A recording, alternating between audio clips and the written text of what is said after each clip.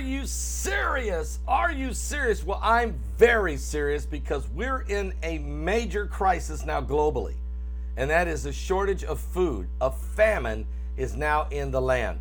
Jesus said it would happen in Matthew 24, but folks, we've got some inside information, some breaking news, some information now. It's starting to trickle in from many different directions about the massive food shortage on the planet, and it's definitely going to affect you, the United States, and the European customer base. First of all, in the United States, there's a massive shortage of chickens. Restaurants are ordering chickens to keep up with the demand, and there's not enough chickens already right now in the United States to keep up with the demand. So you're literally going to be seeing chicken shortages in restaurants and on grocery shelves. It's actually happening.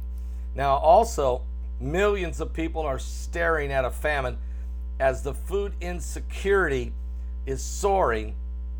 According to reports I have here, that food insecurity and its impacts have been exacerbated, really, in part by the pandemic and the breaking of the supply chain. From what we're understanding, the food shortage, the insecurity of food in the world's poorest countries is apocalyptic, as countries are reaching record highs in 2020 of shortages of food. Millions of people are staring at a famine. The situation has exacerbated in part by the pandemic's breaking of the supply chain. That's according to the United Nations report. But also right now, 155 million people across about 55 different countries who rely on most of the humanitarian assistance are now being classified in a crisis, meaning the urgent need for food. About 20 million people increased from 2019. This is gigantic. So the number of people in a crisis has increased from from about 135 million to now 155 million people. But it's even worse than that, because it's not just a crisis that some people may go hungry. It's a realization people will go hungry. Matter of fact, 28 million of the 155 million are already close to famine. The malnutrition is already evident with all kinds of different diseases that the people are getting, like scurry and all kinds of stuff.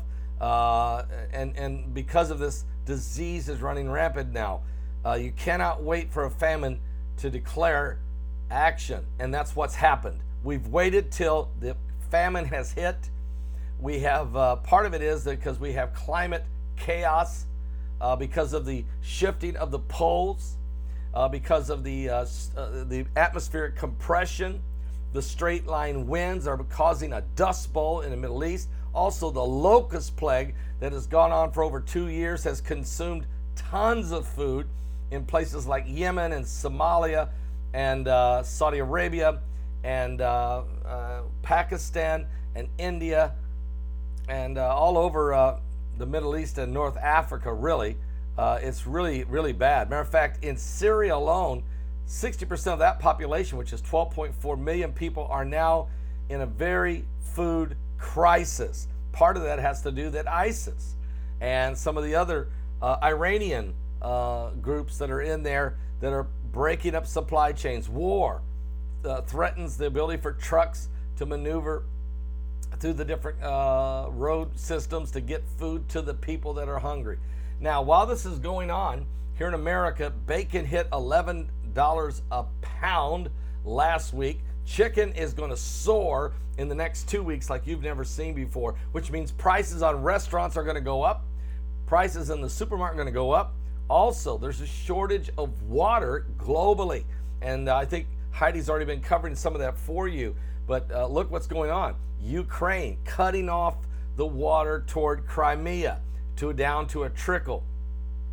You have Ethiopia threatening to shut down the Nile River that flows into Egypt. You have the situation right with Tibet. Tibet has control of the the mouth of these major rivers, the largest rivers that flow into China, and they're threatening to start taking half of that water and selling it elsewhere. We're seeing also things like the same thing happening right now from the Colorado River. We're already seeing Arizona and California are threatening each other over the Colorado River water that supplies, especially Phoenix and Tucson has to have that water, but so does San Diego and the whole Southern California portion of the state of California. So now we have water wars going on internally. We're seeing the same thing happening with Turkey taking over the northern part of the river Euphrates and threatening to shut off the water from the rest of the stream of the Euphrates River, which would include Syria and Iraq and Iran. That's crazy. So all of this is taking place. Food shortages being caused by excessive heat. California is going to have a major crop crisis because it is so dry in California. It is so dry. Never been this dry. The entire it's not California either. It's the whole western half of the United States. It's going to affect most of our produce, most of our vegetables, most of our cabbage, that kind of stuff comes from California. This is going to be greatly affected, and we're going to see major shortages now in those areas. And so there's going to be more processed foods. You're going to see more Spam on the shelf. You're going to see less meat, more Spam. You're going to see shortages of water, bottled water. You're going to see all kinds of shortages everywhere, and water prices will soar. Food prices will soar. All meat prices will soar. And because I tell you, the supply chain has really been injured by the restrictions that was going on during the COVID pandemic that has really disrupted the food chain. Here's the deal. Just the pandemic's restrictions has done massive damage to the food chain. But what we didn't expect was massive famine of droughts, dust storms of biblical proportion, and the worst locust plagues in the past 2 years that we've had since the plague of Egypt. We didn't see the poles shifting as far as they are now.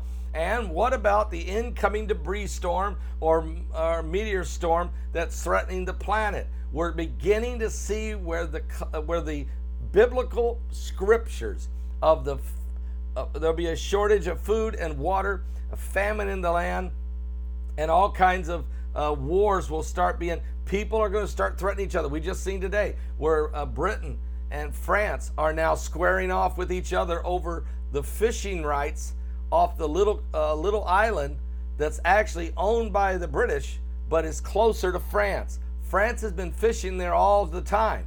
England has now said, the UK has now said, no more. That's our waters, that's our island, go away. And France is bringing in military ships, so is England. They're staring each other down. This is just over fishing rights for fish off the coast of one island. But that's a lot of fish. But here's the deal. You're starting to see the desperation. You're starting to see the frustration, the anticipation of something. And when you got all this going on, these globalists, these super socialists, these communists are going to say, it's time to end capitalism. We've got to get a handle on this and fairly and equitably distribute the food globally. Guys, this is a disaster waiting to happen on a biblical scale, on a global scale. It's prophecy being fulfilled. Please stay with me. I'm going to keep giving you more updates because these are the prophecies of the last days as we're moving now closer to the beginning of the beast. We're on the brink of the beast. We're on the edge of eternity. We're at the apocalyptic hour. Something biblical is going on with the signs of the second coming of Christ. Are you saved? Are you serious?